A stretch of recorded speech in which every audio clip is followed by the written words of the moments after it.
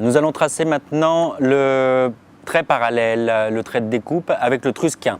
Le trusquin est cette petite pièce qui est composée de 3 autres pièces. On positionne cette partie-là à l'intérieur de la joue. La clé vient s'insérer là-dedans.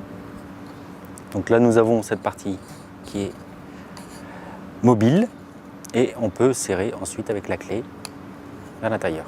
Du coup, ça ne bouge plus du tout. Et ensuite, permettre d'avoir un écartement, l'écartement voulu. On va mesurer à 6 cm, donc c'est-à-dire que je viens me positionner comme ceci et ensuite avec mon mètre, je vais le caler contre la joue et me resserrer à 6 cm jusqu'au clou.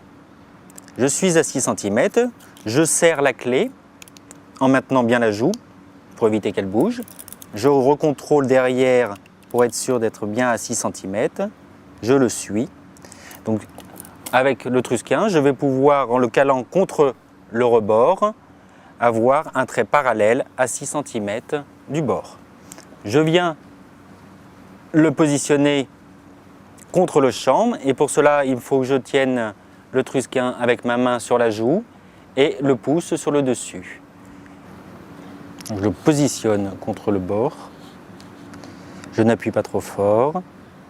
Je soulève légèrement pour éviter d'accrocher le clou. Et du coup, il y a une marque qui s'effectue.